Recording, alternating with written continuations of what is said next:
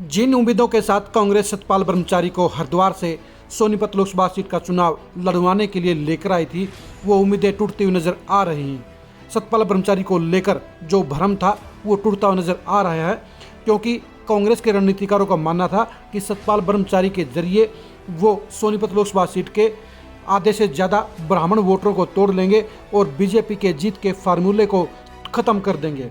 लेकिन ऐसा नहीं हुआ है। ये हकीकत है कि सतपाल ब्रह्मचारी के नाम की घोषणा होते ही एक बार उनके चुनाव को लेकर ज़बरदस्त बूम मिला था और ये चर्चा फैल गई थी कि अब सतपाल ब्रह्मचारी जीतेंगे और बीजेपी के प्रत्याशी मोहनलाल बड़ोली हारेंगे। लेकिन पिछले 3 दिन से अब सतपाल ब्रह्मचारी का चुनाव ऊपर उठने की बजाय बैठता हुआ नजर आ रहा है और इसका कारण ये है कि सतपाल ब्रह्मचारी के अपने नाम के ना तो वोट हैं, ना ही अपना जनसंपर्क है और ना ही अपना रसूख है। हरिद्वार के आश्रम के नाम पर बेशक कुछ हजार लोगों में उनके प्रति पॉजिटिविटी है, लेकिन ये पॉजिटिविटी इतनी ज़्यादा नहीं है जिसके बलबूते पर सतपाल ब्रह्मचारी ये सीट बीजेपी से छीनने का काम कर सकें। सोनीपत लोकसभा सीट पर मोहनलाल बड़ोली के साथ में ब्राह्मणों की 70 से 80% संख्या जाती हुई नजर आ रही है और यही वजह है कि सतपाल ब्रह्मचारी का सिलेक्शन अब कांग्रेस के लिए गले की फांस बनता हुआ नजर आ रहा है। सतपाल ब्रह्मचारी के लिए 2 चीज़ें पॉजिटिव और नेगेटिव हैं। पॉजिटिव चीज़ ये है कि सतपाल ब्रह्मचारी को भूपेंद्र हुड्डा के नाम के वोट मिल रहे हैं और 9 के 9 हलकों के अंदर सतपाल ब्रह्मचारी को भूपेंद्र हुड्डा की टीम का सहयोग भी मिल रहा है। ये सच्चाई है कि भूपेंद्र हुड्डा अगर ना होते तो फिर सतपाल ब्रह्मचारी के लिए इस सीट पर जमानत बचाना भी मुमकिन नहीं होता।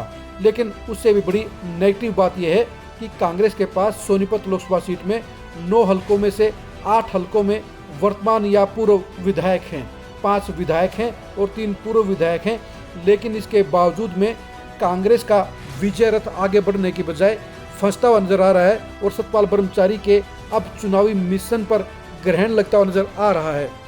हम 8 के 8 वर्तमान और पूर्व विधायकों की आपसे चर्चा करेंगे और बताएंगे कि कौन सा विधायक उम्मीदों पर खरा उतर रहा है और कौन सा पूर्व विधायक उम्मीदों पर फेल हो रहा है। सबसे पहले बात करते हैं हम सुरेंद्र पवार की। सुरेंद्र पवार सोनीपत से विधायक हैं। वो 2019 के चुनाव में कविता जैन को धड़ल्ले के साथ चुनाव हराकर विधायक बने थे, लेकिन लोकसभा चुनाव में अब सुरेंद्र पवार का जादू चलता नजर नहीं आ रहा है और बीजेपी को सबसे बड़ी लीड मिलने के आसार भी सोनीपत विधानसभा सीट से हैं।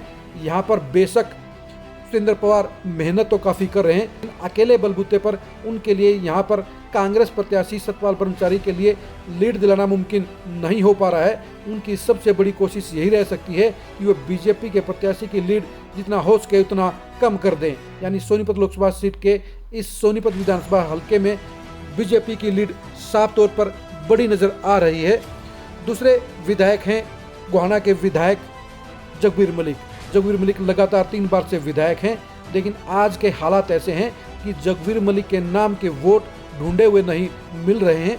ये भी कह सकते हैं कि वो कांग्रेस पर बोझ बने हुए हैं और सिर्फ भूपेंद्र हुड्डा के कारण ही वो एमएलए भी बने हुए हैं। गोहाना सीट के ऊपर भी बीजेपी की लीड साफ तौर पर नजर आ रही है और यहाँ पर बीजेपी को नंबर 2 की लीड मिलेगी। इस लीड को कम करने में जगबीर मलिक का ना कोई योगदान दिख रहा है, ना प्रयास दिख रहे हैं। वो घूम जरूर रहे हैं, लेकिन उनके कहने से एक भी वोटर सतपाल ब्रह्मचारी के पाले में खड़ा होता हुआ नजर नहीं आ रहा है।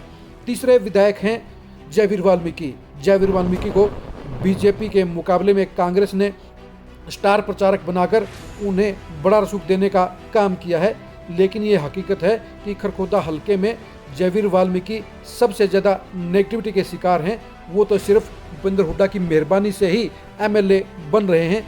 जयवीर वाल्मीकि के कारण सतपाल ब्रह्मचारी को वोट नहीं मिल रहे हैं। जयवीर वाल्मीकि के लिए दूसरी दिक्कत यह है कि वहाँ पर इनेलो ने भी मजबूत प्रत्याशी के तौर पर अनूप दहिया को उतार दिया है और वो जितने ज़्यादा वोट लेते जाएंगे उतनी ही संभावना खरखोदा में कांग्रेस की लीड की खत्म होती जाएगी।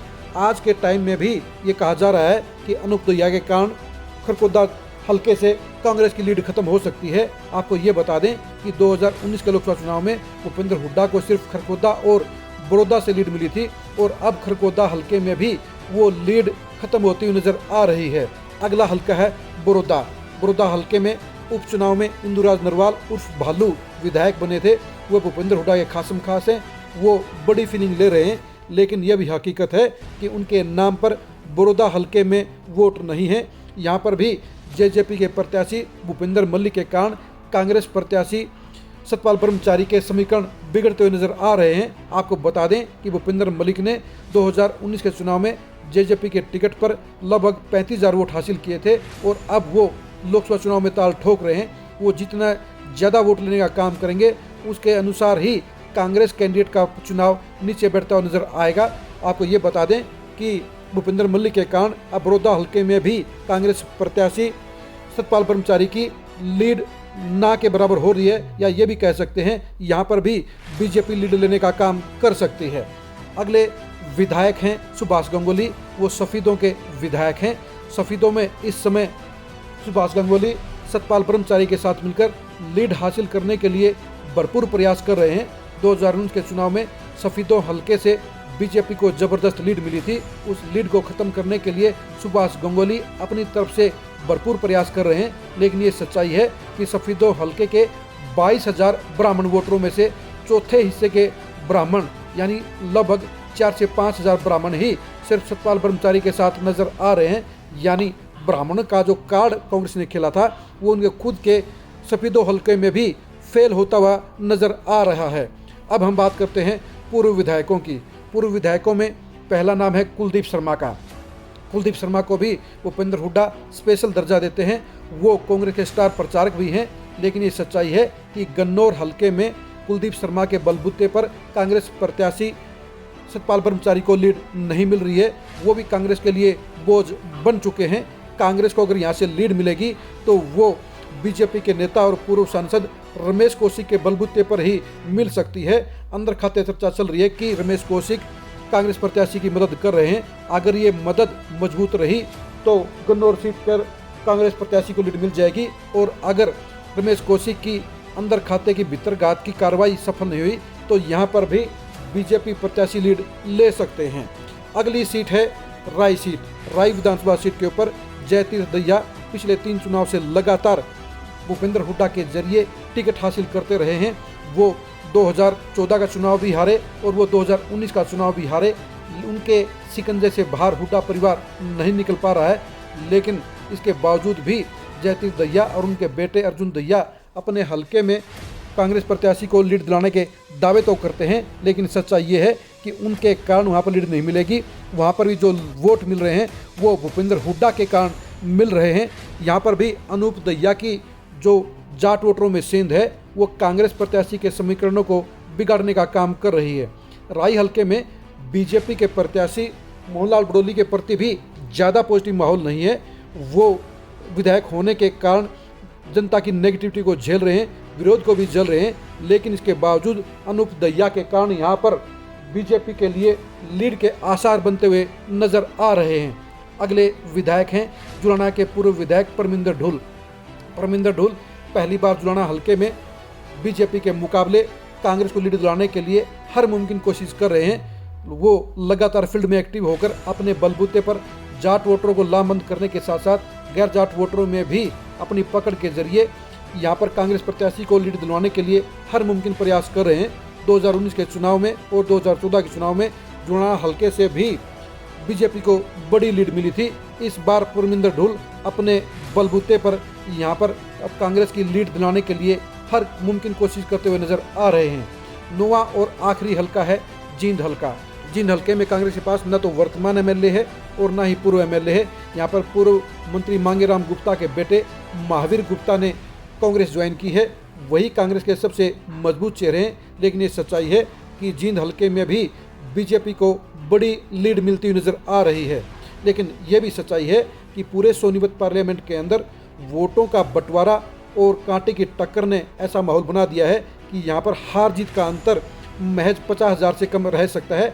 आज की तारीख में जहाँ सतपाल ब्रह्मचारी का जहाज फंसा हुआ नजर आ रहा है, तो वहीं पर मोहनलाल बड़ौली भी आराम की चैन की नींद नहीं सो सकते हैं, क्योंकि उनके पक्ष में भी इतना अच्छा माहौल नहीं है कि वो 1,00,000-1.5 लाख वोटों से जीत दर्ज कर सके। सोनीपत का चुनाव फंसा हुआ है, लेकिन सतपाल ब्रह्मचारी को टिकट देना अभी तक कांग्रेस के लिए भरपूर फायदेमंद साबित नहीं हुआ है। और कांग्रेस के साथ जुड़े हुए 8 पूर्व और वर्तमान एमएलए भी सतपाल ब्रह्मचारी की हवा बनाने में नाकाम साबित हुए हैं। श्री भूपेंद्र हुड्डा के बलबूते पर ही सतपाल ब्रह्मचारी का चुनाव बचा हुआ है और वो जीत के लिए संघर्ष कर रहे हैं। सोनीपत सीट के समीकरणों को समझने के लिए आप खरी खरी न्यूज़ के साथ बने रहिए। सोनीपत सीट के सियासी अंजाम के लिए और सियासी घमासान के परिणाम को जानने के लिए भी आप खरी खरी न्यूज़ के साथ बने रहिए। आप हमारे फेसबुक पेज को फॉलो कीजिए, आप हमारे यूट्यूब चैनल को सब्सक्राइब कीजिए। नमस्कार।